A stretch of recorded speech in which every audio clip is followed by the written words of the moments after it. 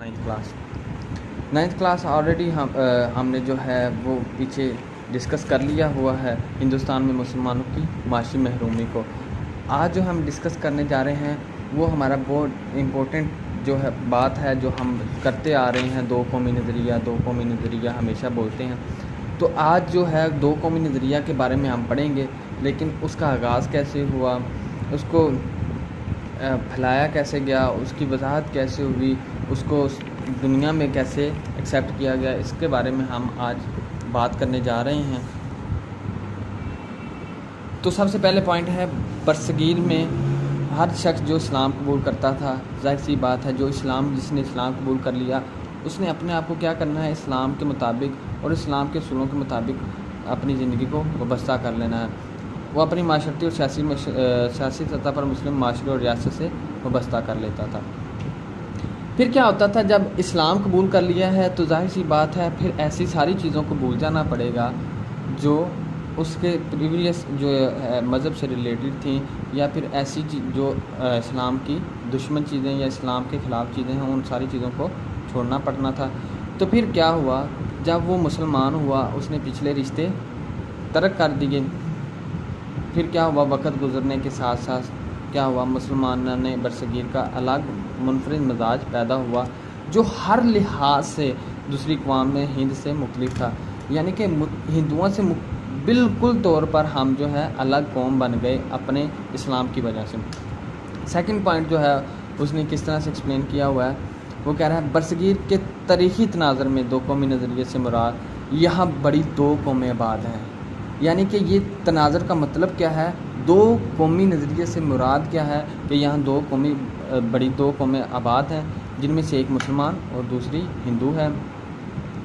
ان کے مذہبی نظریات، رہن سہن، اجتماعی سوچ، عقائد، مذاہب سب کچھ ایک دوسرے سے بالکل مختلف ہے۔ تو ان کا اگر سب کچھ مختلف ہے تو اکٹھا رہنے کے باوجود ان کے ساتھ یہ ایک ساتھ رہنے کے باوجود بھی گھل مل نہیں سکتے۔ تو دو قومی نظریے کی بنیاد پر ہی مسلمانوں نے ہند اپنی آزادی کی لڑائی اور اس نظریے کو ایک تاریخی حقیقت ماننے کے بعد ہندوستان میں دو الگ ریاستیں پاکستان اور بھارت کے نام سے وجود میں آئیں۔ تو یہ دو قومی نظریہ ہی ایسی بنیاد تھی جس کی وجہ سے پاکستان کی بنیاد رکھی گئی۔ یہی تصور نظریہ پاکستان کے اساس ہے۔ دو قومی نظریے کے ارتقاء کے سلسلے میں مختلف ادوار کی شخصیات اور ان کے افکار کا مختلف جائزہ درج بدل ہے۔ یعنی کہ پہلے میں وہ بتایا گیا ہے کہ جب مسلمان انسان ہوتا ہے تو اسے کیا کرنا پڑتا ہے، ظاہر سی بات ہے اسے مسلمانوں والی ساری عقائد و عبادات، معاشرتی زندگی، معاشی زندگی ویسی بنانی پڑتی ہے جیسی مسلمانوں کی ہوتی ہے۔ دوسرے میں اس نے دو قومی نظریہ کی ڈیفینیشن کی ہے کہ دو بڑی قومیں ہیں جن کا رہن سہن، مذہبی عقائد، ہر چیز ایک دوسرے سے ڈفرینس ہے، اس لیے وہ ایک دوسرے کے ساتھ نہیں رہ سکتے۔ اب تھرڈ پوائنٹ ہم پڑھنے جا رہے ہیں۔ برصغیر میں سر سید احمد خان نے سب سے پہلے 1867 میں بنارس میں اردو ہندی تناظر کی بنیاد پر دو قومی نظریے کی اصطلاح استعمال کی۔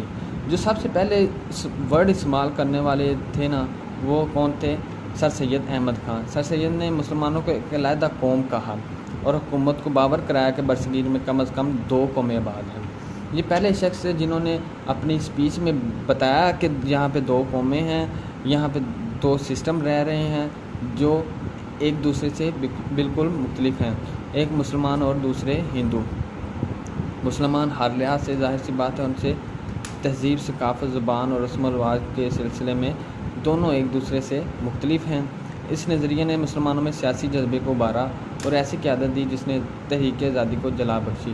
یعنی کہ تحریک چل رہی تھی، تحریک آزادی، اس کو مسلمانوں نے پھر پروموٹ کرنا شروع کیا، اور اسی دو قومی نظریے کی بنیاد پر ہندوستان تقسیم ہوا تھا۔ ٹھیک ہے، آج ہم یہ 3 پوائنٹ کر لیتے ہیں، کل انشاءاللہ باقی کے جو پوائنٹس ہیں وہ ڈسکس کر لیں گے تاکہ آپ کو اچھی طرح سے سمجھ آ جائے۔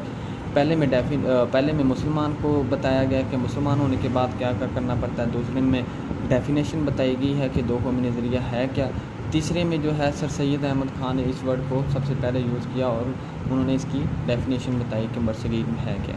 اللہ حافظ۔